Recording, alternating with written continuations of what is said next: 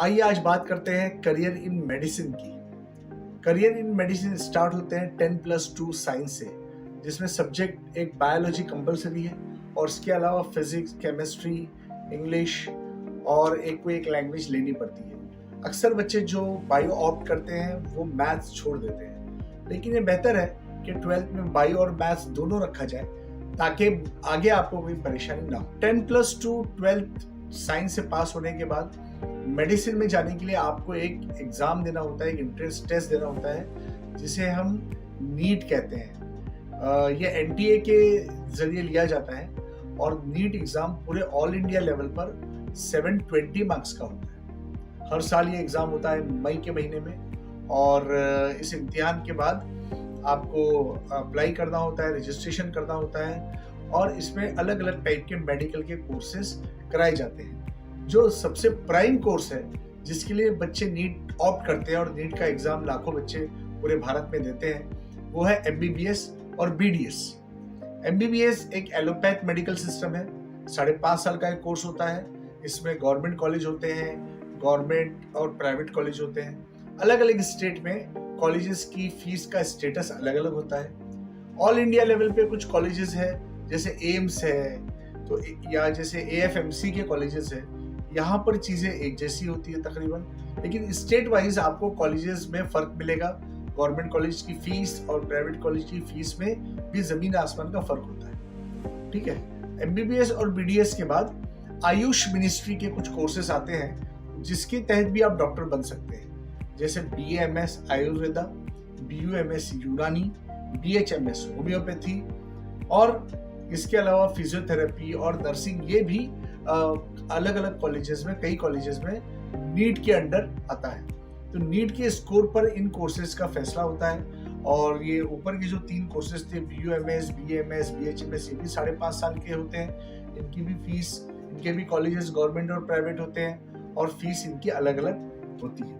ये सारे नीट के द्वारा होने वाले कोर्सेज हैं। हर साल नीट का एक क्वालिफाइंग क्राइटेरिया तय होता है जो अक्सर 100 के ऊपर होता है, 131, 126 अलग अलग क्राइटेरिया होते हैं। उसके तहत नीट के थ्रू मेडिसिन में एडमिशन मिलता है। इसके अलावा आप देखें कुछ कोर्सेज नीट के बगैर हो सकते हैं जो कि मेडिसिन के हैं, जिन्हें हम पैरामेडिकल कोर्सेज कहते हैं। इसमें बीएससी एमएलटी एक बहुत ही कॉमन कोर्स है।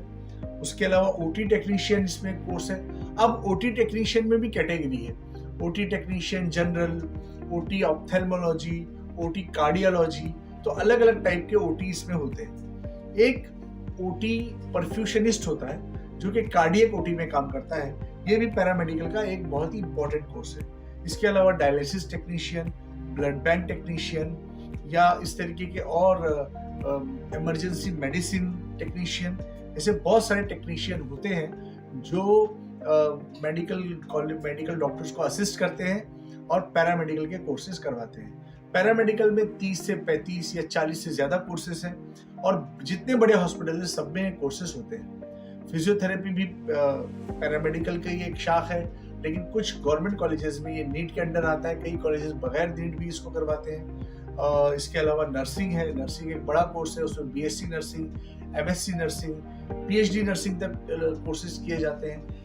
मेल नर्सिंग एक आउटसाइड इंडिया बहुत जाना माना कोर्स है जिसमें बहुत अच्छे जॉब के एवेन्यूज अवेलेबल है। इसके अलावा बी वोक होता है, B bachelor of vocational science, इसमें भी कई कोर्सेज आते हैं। हाँ, नीट के अलावा जैसे कोर्सेज की हम बात करें तो ऑप्टोमेट्री इसमें एक आता है।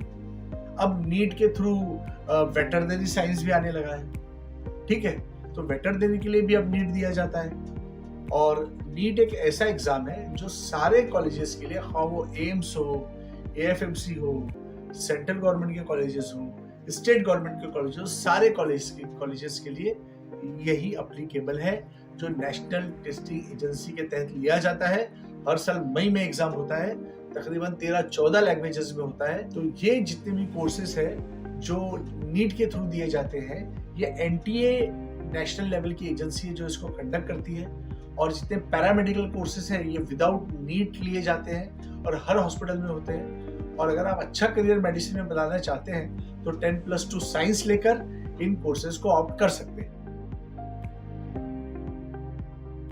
शुक्रिया।